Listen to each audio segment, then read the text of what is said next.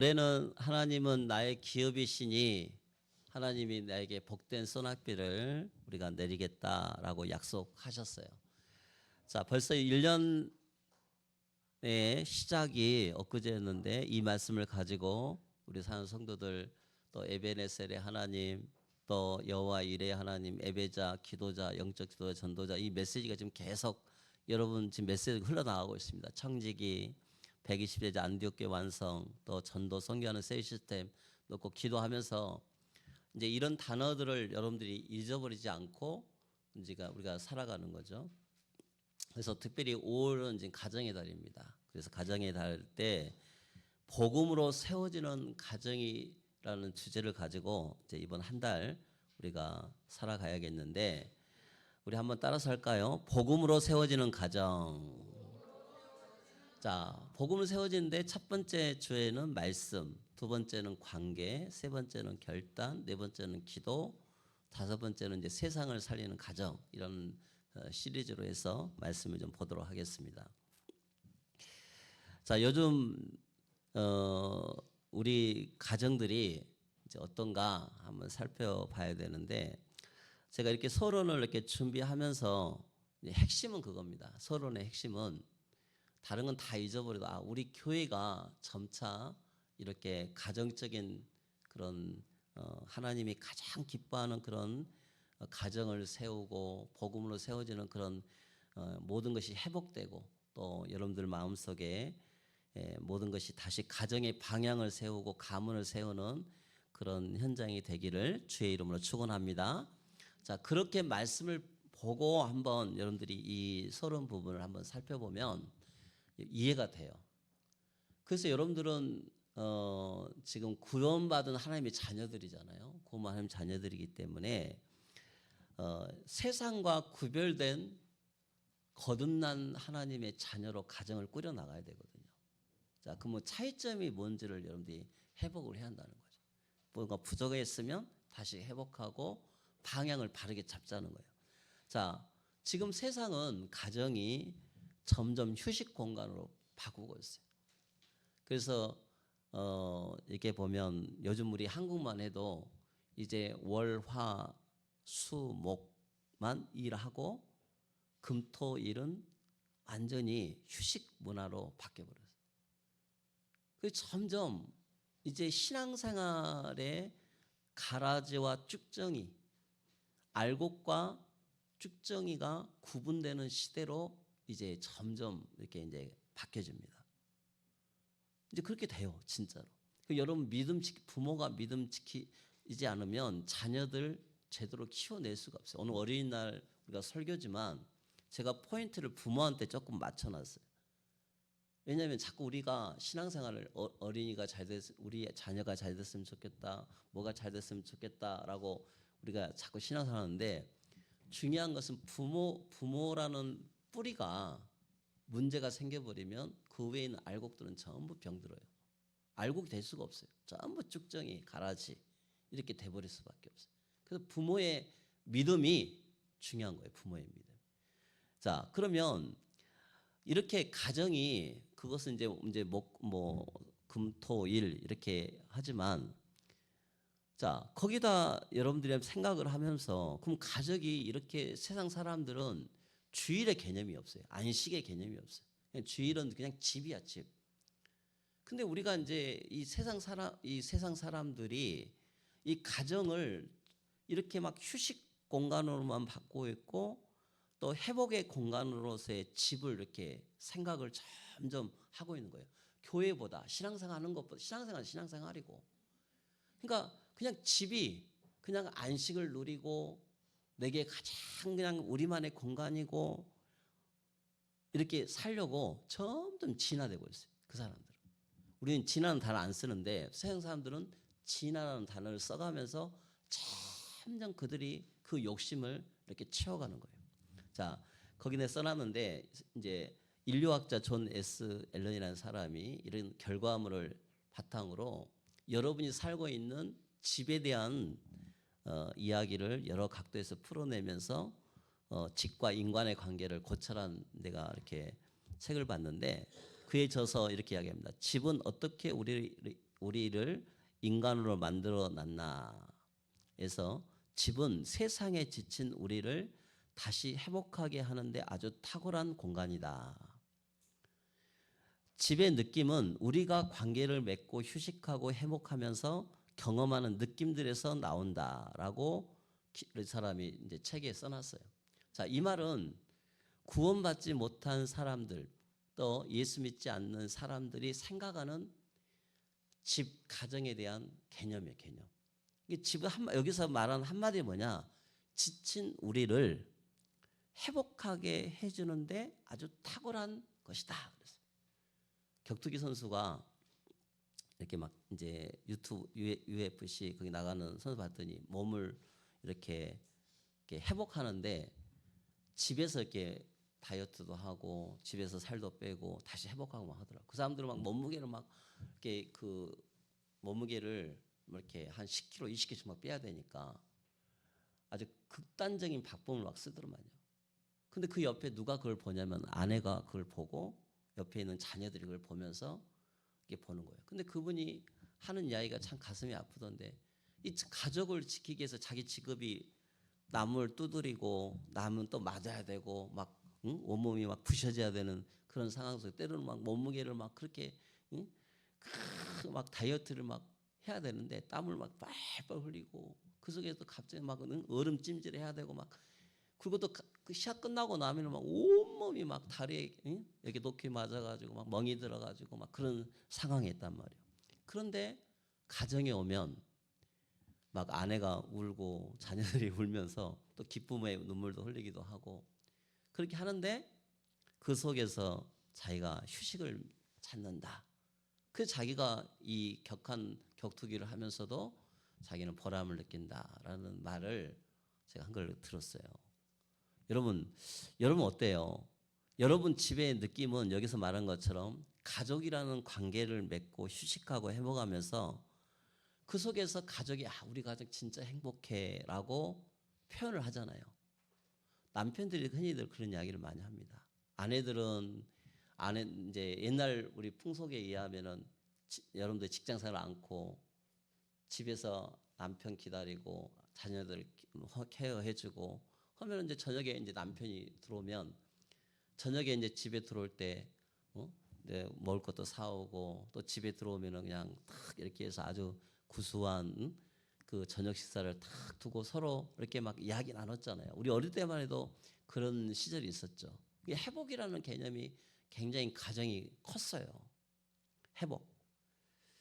자, 그런데 우리가 근데 여기서 지금 말하는 부분은 주택을 의미하지 않고 집이라고 하면 하루 일과를 마치고 돌아가 쉴 곳을 의미하고 나를 따뜻하게 받을 수 있는 곳을 흔히들 이야기를 합니다. 방금 선에서 이야기했던 것처럼. 그리고 당연하게 집은 밤이 되면 자고 해가 또 아침이 되면 다시 하루 일과를 위해 나가는 곳이 집이죠. 그래서 집은 흔히들 말하는 게 회복의 의미로 생각하고 있어요. 그럼 여기에서 여러분들이 거듭났다는 말이 거듭난 하나님의 자녀는 집을 대체 가정을 어떻게 생각을 해야 되느냐 하는 말로 오늘 여러분들이 서론을 한번 이렇게 열어보고자 합니다. 오늘 말의 서론이요 결론은 뭐냐면 집은 단순히 회복이라는 개념으로 끝나서는 안 된다는 거죠. 회복이 영적인 회복이 돼야 되고 영적인 성장이 돼야 되고 하나님과의 관계가 깊어지고 여러분들이 신앙의 모델을 키워낼 수 있는 그런 못자리 같은 현장이 바로 가정이 돼야 한다는 거죠. 그래서 하나님의 사랑이 더 깊어지고 또 예수 믿는 사람이란 것은 가정은 이런 거야라고 여러분들이 믿음을 전수시킬 수 있는 것이 바로 가정이 돼야 된다 하는 것이 오늘 말씀에 하나님이 주신 여러분에게 주시는 성령의 음성이라는 것입니다. 자, 두 번째 거기 보니까 이 사람이 항상성이라는 게 있어요. 항상성. 자, 이게 무슨 단어냐 하니까 사람이 회복한다는 말로 우리가 이야기할 수 있어요. 육체적으로 노동. 우리 여러분들 요즘은 이제 아내도 일하고 남편도 일하고 또 우리 학생들은 또 열심히 가서 또 일주일간 여러분들이 일을 하는 그런 상황에서 사람이 회복성이 없으면 즉 이 항상성 유지가 안 되면 우리는 그 사람을 뭐라 그러냐? 병들었다 그래, 병들어. 그러니까 하나님의 창조 원리가 하루 지나고 나면 회복할 수 있도록 만들어 놨어요. 그리고 일주일을 살고 하루를 쉴 수 있도록 하면서 쉬게 만들어 놨어요. 그렇게 하나님이 만들어 놨어. 그것을 영육적으로 전인적으로 하나님이 빨리 회복할 수 있도록 만들어 놨는데, 여기서 우리가 딱 한 가지 또 결론을 내야 할 게 뭐냐면, 영적인 것이 회복이 되어져야 육체도 빨리 회복되어져요. 할렐루야. 그런데 영이 죽어버린 사람들은 반대예요. 육신만 회복하려고 그래요. 육신만. 우리는 영이 회복됨으로 인해서 육이 회복된다는 것을 가정에서 여러분들이 봐야 돼요. 안 그러면 이게 깨져버리면 가정 예배, 믿음 다 깨져버립니다. 우리는 그렇게 살면 안 되겠죠. 항상성이라는 것은 하나님이 그렇게 만들어놨어. 근데 예배를 통해서 성령이 주신 힘으로 말미암아서 내 영육간의 모든 전인적인 것들이 다 회복이 되는 거예요. 그래서 여러분들 가정에 그런 가정이 되면 긴장을 내려놓고 한가한 시간을 보내고 몸과 마음 재정의 휴식을 회복에 접어드는데, 세상에 있는 세상 사람들, 세상은 똑같이 그렇게, 그러면 세상과 거듭난 하나님의 자녀들이 비교했을 때 여러분들이 뭔가 달라야 할 거 아니에요. 거듭난 사람은 그보다 더 행복한 가정을 이룰 수 있도록 만들어야 되잖아요. 행복한 가정, 풍성한 가정이 될 수 있도록 여러분이 누려야 되잖아요. 이걸 여러분들이 살기 위해서 그것을 이제 회복을 해야 돼. 자, 그게 달라져야 된다. 세 번째, 그러면 집이 각자의 개성과 필요, 여건에 따라 서로 상이한 모습이 되는 것은, 예형적인 모습이 다른 이유는 뭐 때문에 그럴까요? 나와 내 가족이 일과에서 벗어나 회복될 수 있는 집 본연의 모습이 휴식처를 가꾸는 것이 중요하다라고 요즘 학자들은 그렇게 이야기합니다. 그 여러분들 집들마다 다 똑같은, 옛날에는 똑같은 집들을 많이 지어놨어. 근데 요즘은 전부 각자의 집이 다 틀려. 같은 아파트를 사는데도, 같은 평수인데도 그 사람의 취향, 내가 우리 집은 어떤 휴식을 원한다라는 생각이 있으면 실내 인테리어가 틀리다니까요. 관심 분야가 틀려요. 어떤 집은 꽃으로, 어떤 집은 도자기로, 어떤 집은 이렇게 여행으로 해가지고 갔다 온 것으로 전부 꾸며놔. 커피잔 하나도 취향이 틀리잖아요. 커피잔 하나도. 여러분 보는 드라마도 전부 다 틀리잖아요. 그게 회복이라는 관점에서 보면 여러분 개인 관점에서 볼 수가 있죠. 근데 내가 저걸 봄으로 인해서 내가 회복이 되면 되는데, 안식처가 되면 되는데, 이게 내가 그걸로 인해서 스트레스를 받고 막 하면 되죠. 지금 오늘 이제 문제점 뭐냐면, 내가 집에 들어가서 쉬려고 갔는데 쉼이 안 되는 거예요. 쉼이. 원인이 뭐냐? 영적인 것이 메말라간다는 거예요. 생수의 강이 메말라가는 거예요. 내 속에 하나님이 주신 말씀에 여러분들 듣지 않고 늘 세상적으로 살고, 응? 중심이 어디에 있느냐? 하나님 중심이 아니고 하나님과의 관계가 유지가 깨져버린 상태에서 살다 보면 내 가정은 육신의 안식처만 되지, 즉 정신적인 안식처만 되지, 영적인 것들이 여러분 삶을 지배하지 못하고 행복하지 않는 가정이 되는 거예요. 그럼 여러분 여기서 딜레마가 생겨요. 갈등. 왜 우리 가정은 이러지? 하는 갈등이 점점 생기기 시작하는 거예요. 그래서 여러분 가정에 하나님이 주시는 말씀이 흐르는 가정이 되기를 주님의 이름으로 축원을 드리겠습니다. 2026년도 가정을 제가 한번 이렇게 찾아봤어요. 리서치를 해봤더니 요즘 나오는 단어에 이런 단어가 있더라고요. 따로, 또 같이. 요즘 가정을 이렇게 표현하더라고요. 따로. 그런데 또 같이야. 이렇게 요즘은 가정을 그렇게 표현을 하더라고요. 자, 요즘 가구를 1.5 가구로 합니다. 1.5 가구. 그러니까 가정들마다 이 1.5 가구라는 게 뭐냐면, 옛날에는 막 우리 식구들 대식구 했잖아요. 막 5식구, 6식구. 그죠? 저희 때만 해도 이렇게 보면 보통 부부, 그 다음에 애들 둘, 셋 이렇게 나고, 뭐 내진 집도 있고 이렇게 돼요. 근데 요즘 시대는 한 명도 안 넣은 가정도 있고 그래요. 근데 이제 지금 여러분 같은 이제 청소년, 그다음에 청년들 이렇게 이들이 이제 결혼을 하게 되면 가정의 개념이 어떻게 깨지냐면 자기들이 이 가정의 이론이다라고 생각하는데 나는 나야. 엄마 아빠는 엄마 아빠고 나는 나요.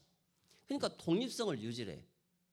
아이들이 엄마 아빠가 존재는 하지만 나는 나야. 그래서 그걸 가지고 유지하면서 타인이나 가족, 느슨하게 연결되어 살아가는 형태가 1.5 가구가 되는 거예요. 그러니까 아예 가족의 연을 끊을 수는 없으니까 끊을 수 없죠. 그잖아요. 끊을 수 없으니까 그냥 여러분들 가서 전화하고 이렇게 서로 뭐 안부 전화하고 카톡하고 그런 관계는 유지하는데 우리가 어렸을 때 성장했던 그 가정의 개념은 아니라는 거예요. 그냥 느슨하게 그냥 살아가는 거예요. 자, 2020 가정은 억압적인 혈연 관계. 야, 우리 할머니 생신이니까 다 와라. 오는 가정도 있고 안 오는 가정도 있어요. 이거 여러분 이상하게 생각하면 안 돼. 할머니나 할머니요. 그잖아요. 할머니나 할머니뿐이야. 뭐 5월의 가정의 달 아마 더 그러대요. 요즘 시대가. 오라고 하면 나 바쁘다가 안 와. 자기도 오고 싶을 때 오지. 그잖아요. 뭔가 기념일을 해가지고 오질 않는 거예요. 그리고 또 필요에 따라서 이렇게 자율적으로 구성하는 그런 현장으로 이렇게 인식되지 막 우리가 나는 어렸을 때 이렇게 성장했는데 막 할머니 생신 할아버지 생신 때 막 식구들이 다 와가지고 막 남매계 막 이런 거 있었잖아요. 이거 꿈이야 꿈이. 그것은 우리 때 이야기고 요즘 시대는 그런 시대가 아닌 거예요. 그래서 환상을 깨고 여러분들이 그 사람들이 이해를 하면서 다시 생수의 강이 여러분 가정과 가문에 흘러갈 수 있도록 기도하시기를 바랍니다. 내가 하는 말은 인정은 하되 하나님 앞에 기도하면서 바꾸자는 거죠. 그 부분에 대해서. 그러면 가정을 좀 더 살펴보겠습니다. 요즘 가정은 스트레스를 푸는 공간으로 이렇게 다시 결론대로 이야기했어요. 서론의 결론이. 스트레스를 푸는 공간이야. 근데 오히려 가정에 딱 들어가 보면 가족끼리 서로 식사도 하고 또 같이 서로 간에 드라마도 보고 뭐 하면서 이렇게 서로 하루의 어떤 주제를 가지고 이야기가 돼야 되잖아요. 뭐 자식은 자식 문제, 우리 회사 남편들은 보통 회사 이야기 잘 안 해요. 집에 가면 그냥 아내 이야기 들어주려고 하고 아내는 또 남편한테 막 오늘 하루에 있었던 일 막 사사건건 막 고조할 미절 막 이야기해 주는데 남편은 그 시간에 뭐 하는 생각하냐? 회복하기를 원해. 쉼을 얻어. 그잖아요. 막 스트레스 받는 이야기가 아니고 그 시간에 막 아내도 마찬가지고 애들도 마찬가지고. 그 애들은 와가지고 야 하루 어땠니? 엄마가 막 이야기 좀 들어주면 어떤 애들은 막 하는 애들이 있고 그죠? 제비 새끼처럼 막 하는 애기 있고 어떤 애는 입 다물고 집에 딱 문 잠가가고 어떤 일을 합니까? 가서 가족 간의 대화가 딱 감소되는 거예요. 어떻게 했냐? 각자 방으로 전부 들어가. 밥 먹고 전부 들어가서 각자 스마트폰이 전부 다 있어. 옛날에는 TV 한 대 갖고 전부 다 봤죠. 근데 요즘 거실 문화가 없어. 전부 각자 방에서 문 딱 때려 잠그고 가서 참 자기만의 관계 유지를 합니다. 우리 집이 그래. 우리 집도 보면 그런 게 있어요. 그런 게 아니라 잠잘 시간쯤에 그래 가가지고 어떻게 합니까? 전부 스마트폰 자기들이 원하는 채널 전부 다 보고 가서 리서치하고 그렇게 삽니다.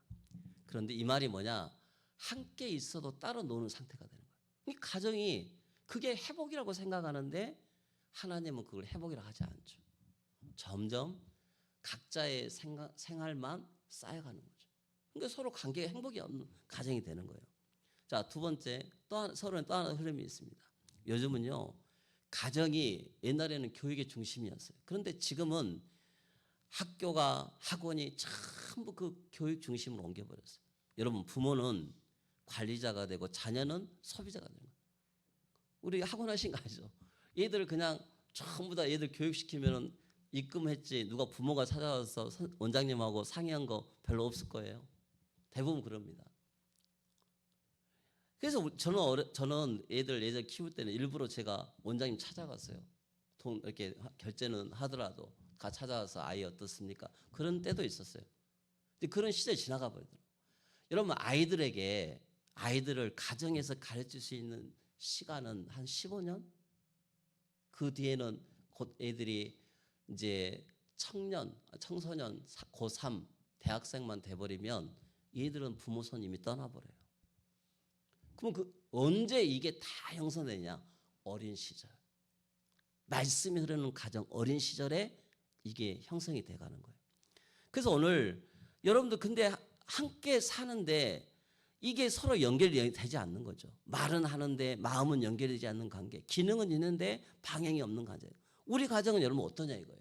우리가 가정의 달을 맞이해서 우리가 회복할 방향을 하나님께서 어떻게 말씀하시는지 오늘 성령의 음성을 들을 수 있는 시간 되시기를 주님의 이름으로 소망합니다. 여러분 성경은 단순한 공간이 아니라 신앙의 복음이 흐르는 자리가 가정이 돼야 한다는 거죠. 여러분 가정이 예수님을 믿고 주일이면 와서 주일을 지키고 예배를 드리는데 이 가정이 대체 어떤 가정이 돼야 되느냐 하는 말이죠. 여러분 신명기 6장에서 하나님이 이스라엘 백성이 가장 먼저 하신 말씀을 한번 보십시다. 자, 그래서 오늘 두 가지인데 신명기 6장과 창세기 18장인데 창세기 18장을 먼저 오늘 19절 그 위에 보면 이렇게 나와 있어요. 17절에 보니까 18장 10절에 보면 여호와께서 이르시되 내가 하려는 것을 아브라함에게 숨기겠느냐. 아브라함은 강한 나라가 되고 천하 만민은 그로 말 복을 받게 될 것이 아니냐. 그러면서 내가 그로 자식과 권세에 명하여 여호와의 도를 지켜 의와 공도를 행하게 하려고 그를 택하였나니 이는 나 여호와가 아브라함에게 대하여 말한 일을 이루려 함이니라.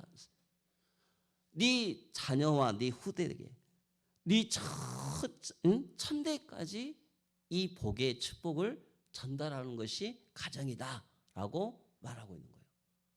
여러분 이게 세상 사람들과 구원받고 거듭난 하나님 자녀들의 차이점이라는 거예요.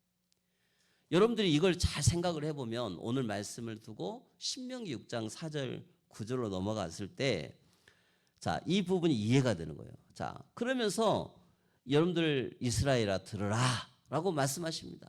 여러분 그래서 유대인들에게 복음의 소리가 나는 거예요. 야, 너 내 마음에 두고 자녀에게 가르쳐라. 신앙은 부모로부터 자녀에게 흐르도록 되어 있습니다. 때로는 예수 믿지 않는 가정이라면 자녀에게 시작해서 부모에게 흐르는 경향도 있습니다. 그런데 문제는 우리는 가르치려고만 하고 흘러가게 하지는 않는다는 거죠. 그래서 하나님이 한 가정을 보여주셨는데 그게 바로 아브라함의 가정이에요. 여러분 아브라함의 가정을 보면서 신명기 6장 4절 9절의 말씀이 성취된 것처럼 여러분 가정에도 이 축복이 천대잖아요. 여러분들 입장에 보면 여러분에게 그 축복이 전달된 거예요. 지금 그 앞으로도 여러분의 지금 기르고 있는 그 한시적인 시간표 속에 10년, 15년, 15년, 20년, 20년 동안 자녀 교육하는 것이 남자로서 여자로서의 그 가정을 꾸려가는 가장 기초적인 토양이 되는 거예요. 토양. 어린 시절의 이 신앙교육은 굉장히 중요한 거예요. 그래서 부모가 영적으로 깨어 있어야 된다는 거예요. 부모는 영적인 토양입니다. 토양. 알곡이고 알곡. 근데 뿌리가 썩어버리면 위에 있는 것들은 전부 다 썩은 열매밖에 될 수가 없어요.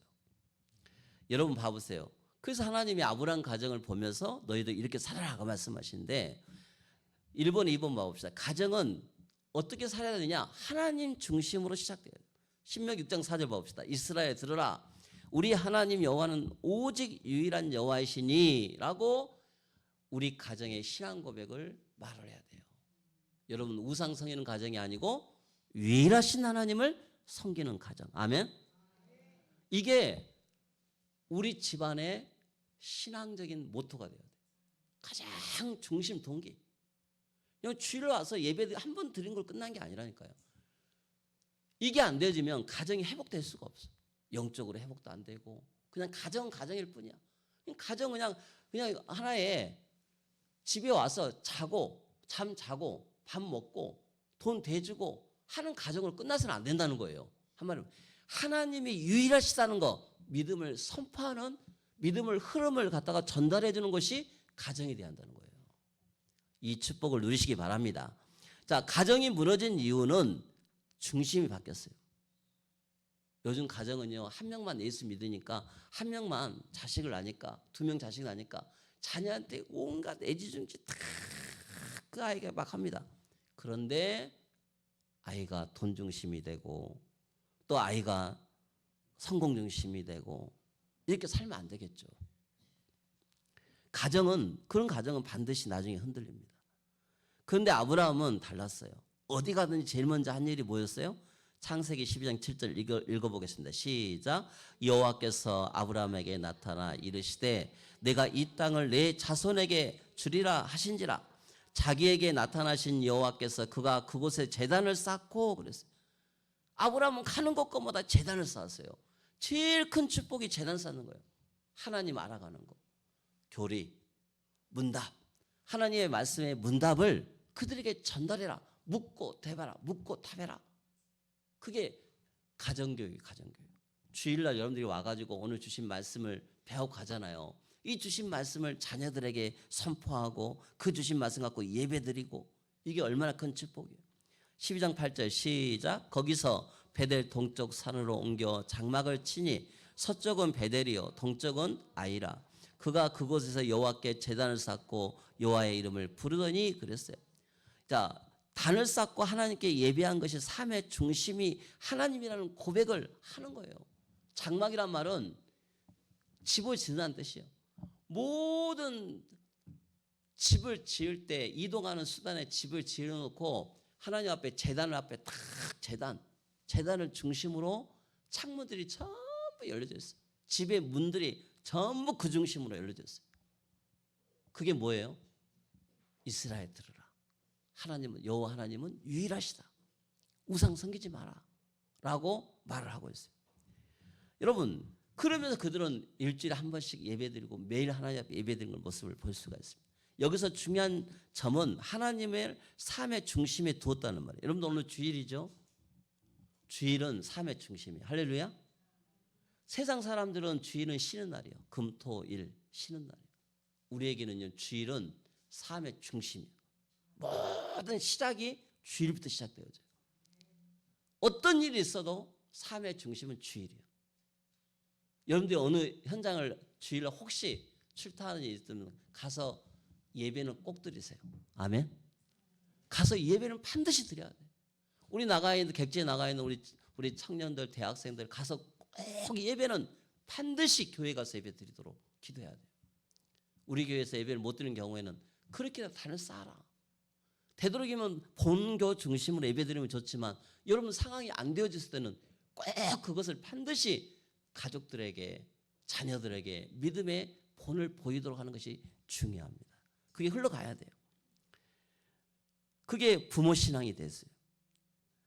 아브라함 여기서 중요한 것은 아브라함의 신앙은 한 번의 사건 어디를 가든지 하나님을 부르고 하나님을 예배하고 하나님과 함께 살았고 하나님과 동행하는 축복을 누렸는데 이 흐름이 부모의 신앙으로 계속된 거죠. 그래서 이삭에게 전달되었어요. 이삭은 어렸을 때 실제로 번제 축복을 받았어요. 자기가 번제물이 된 거예요. 근데 하나님 자기를 살려주셨어요. 여호와 이레 하나님이 살려주신 거예요. 수양 대신 자기가 살아난 거예요. 그래서 창세기 18장에 가면 아브라함이 하나님을 찾는 것이 아니라 하나님이 나중에 아브라함을 찾아오신 것이 볼 수가 있습니다. 여기서 중요한 말은 하나님이 중심으로 사는 부모가 자녀를 위해 계속 기도하면 하나님이 자녀에게도 찾아가신다라는 뜻이에요. 우리 자녀들이 여러분 보기에는 신앙이 뭔가 연약해 보이고 한 것쯤 보이지만 부모가 영적으로 깨어 있잖아요. 어느 날 여러분들이 자녀에게 임마누엘의 부활하신 주님이 인격적으로 만나주셔. 그 아이에게. 지금 막 예배 시간에 졸고 예배 시간에 딴 생각한 것처럼 보이지만 아니 하나님께서 반드시 역사하시게끔 되어 있어요. 자, 여러분 그걸 놓고 기도를 해줘야 돼요. 그걸 놓고 기도해라. 하나님과 동행하는 축복으로 기도해 줘야 돼요.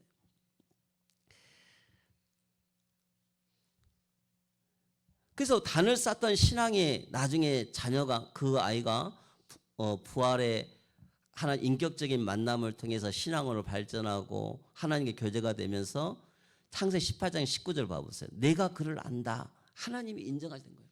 아브라함만 하나님을 본 게 아니라 본 게 아니고 하나님께서 그 축복을 누리는 그런 삶이 되도록 기도하는 거예요. 하나님 인정하죠. 그래서 우리 가정의 중심은 무엇인가? 이번 한 주간 깊이 묵상해 보시고 가정은 하나님이 중심일 때 바로 쓴 것을 보시기를 바랍니다. 가정은 하나님 중심이 돼요. 예배 시간 졸려요? 여기 봐요. 예배 시간은 영적으로 막 깨워서 기도할 시간이야.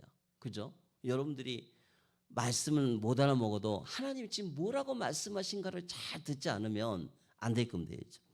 자, 2번 봐봅시다. 신명기 6장 6절 18장 말씀은 부모의 삶에서 시작됩니다. 1번 신명기 6장 6절 오늘 내가 명하는 이 말씀을 너는 마음에 새기래요. 자, 따라서 합시다. 마음에 새겨라. 여러분 자녀 이전에 부모입니다. 부모의 마음에 말씀이 있어야 자녀에게 흘러가는 거예요.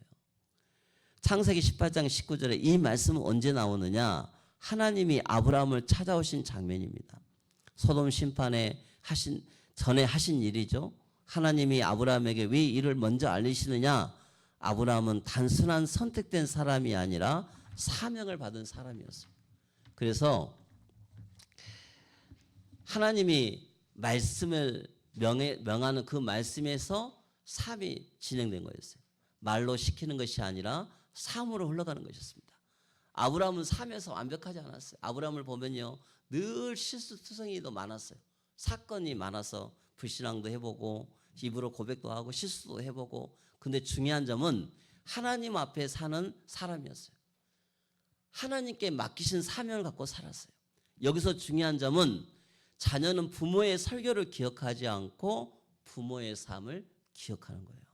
여러분들이 아무리 아이들한테 잔소리, 물론 잔소리도 중요하고 훈육도 중요하지만 부모의 삶이 중요한 거예요.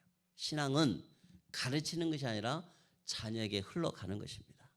말씀은 주일 뿐만 아니라 일상에서 흐르는 거예요.